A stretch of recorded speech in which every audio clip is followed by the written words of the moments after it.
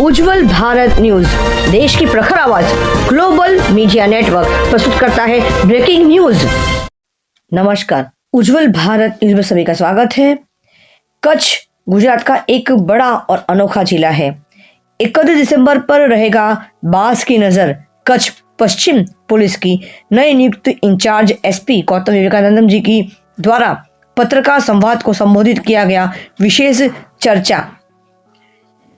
आपको बता दें कि विविध संस्कृति और समृद्ध इतिहास के लिए जाना जाता है, जो हड़प्पा काल से ही भी पुराना है, जहां कच्छ की खाड़ी, बनी घास के मैदान, भुज शहर और प्रसिद्ध कांडला बंदरगाह जैसे प्रमुख स्थल है, जो अपनी भौगोलिक विशिष्टता और सांस्कृतिक गहराई को कारण पर्यटकों को और शोधकर्ताओं का आकर्षित करती है। इसी विशेष दिन के लिए कच्छ पश्चिम पुलिस की पूरी तैयारी यहां पर दिखाई दे रही है। नए नियुक्त किए गए इंचार्ज एसपी श्री गौतम विवेकानंदम जी के द्वारा पत्रकार संवाद में संबोधित किया गया विशेष चर्चा। किस प्रकार से रणनीति बनानी है, किस प्रकार से कच्छ का, क्योंकि कच्छ एक बॉर्डर जिला भी हमेशा से रहा है। गुजरात का अंतर्राष्ट्रीय बॉर्डर भी पाकिस्तान भारत का बॉर्डर कच्छ जिला में लगता है। तो इसी के चलते 31 दिसंबर में पार्टी तो होगी, लेकिन पार्टी में कोई भी अवैध कार्य न हो पाए, कोई भी किसी भी तरीके का कोई भी अवैध घटना, कोई अनैतिक घटना, अनिश्चित घटना न घटा सके, इस पर बास की तरह कच्छ पश्चिम की पुलिस की नज़र हमेशा टिकी रहेगी। कहा जाता है कि कच्छ घूमने का सबसे अच्छा बेहतरीन समय नवंबर से फरवरी तक होता है, जब मौसम सुहावना हो जाता है और रण की सुंदरता, यानी सफ़ेद रण की जो सुंदरता है वो देखने लायक होती है। कच्छ की इस सुंदरता को सुरक्षित करने के लिए कच्छ पश्चिम की पुलिस तैयार है। કેતન સોનીજી કે આપણે 31st નવા વર્ષના જે ઉજવણી થવાની છે એના અનુસંધાને કચ્છ વેસ્ટ જિલ્લા પોલીસ દ્વારા શું તૈયારી છે એના રિલેટેડ આ બ્રીફિંગ આપવામાં આવે છે। તો બેઝિકલી આપણે પ્રોહિબિશનની ડ્રાઈવ થોડાક દિવસોથી ઓલરેડી ચાલુ છે। એ સિવાય ટ્રાફિકની ડ્રાઈવ અને ફૂડ પેટ્રોલિંગની ડ્રાઈવ આજે સાંજે અલગ અલગ વિસ્તારોમાં થશે 31st ના અનુસંધાને। અને એ સિવાય આજના આપણે પ્રિપેર્ડનેસની વાત કરીએ તો ટીમો બનાવી દીધી છે અને અલગ અલગ જે આપણે બંદોબસ્તમાં પોઈન્ટ્સ હોય છે, પેટ્રોલિંગ હોય છે, એની પ્લાનિંગ થઈ ગઈ છે।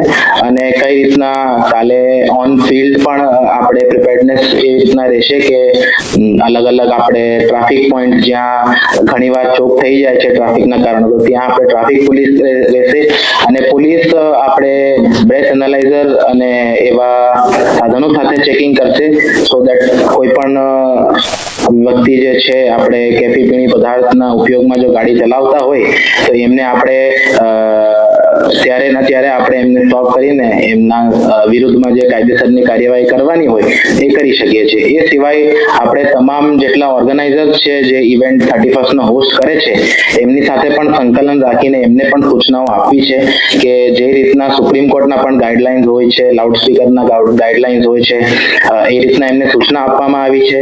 અને ત્યાં અંદર પણ એમને સૂચના આપી છે કે ભાઈ પોલીસની ચેકિંગ તો એમના ઇવેન્ટમાં પણ થશે અને જો એ ઓર્ગેનાઇઝર્સને પણ સૂચના આપી છે કે જો એમના પાર્ટીમાંથી પણ કઈ એવી કેફી પીણી પદાર્થનો જો અમને સૂચના એવી મળે કે અહીંયા એવું કઈ થાય છે તો પોલીસ જે પણ છે જે પણ કાયદેસરની કાર્યવાહી એમાં કરવાની હોય છે, પોલીસ એમાં એક્શન લેશે।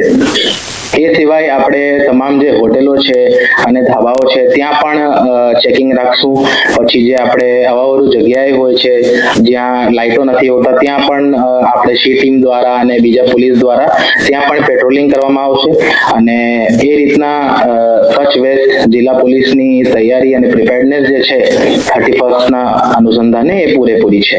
ખાસ કરીને સર યુવાનોને શું અપીલ કરશો કે 31st ની ઉજવણી લઈને ક્યાંક ને ક્યાંક ઉત્સાહમાં આવીને જે નશાનો જે છે આજે ઉપયોગ કરતા હોય એનો લઈને મારા તરફથી અને કચ્છ વેસ્ટ પોલીસના તરફથી એક જ મેસેજ બધાને આપવાનું છે કે 31st અને નવા વર્ષની તમે જે ઉજવણી તમે કરો છો તમે હર્ષોલ્લાસથી કરો, પણ તમે એને શાંતિપૂર્ણ રીતે કરો અને કોઈ પણ કેફી પીણી પદાર્થનો ઉપયોગ ના કરો, એવા પદાર્થનો ઉપયોગ કરીને વાહન ના ચલાવો, કોઈનો જીવ જોખમમાં ના નાખો.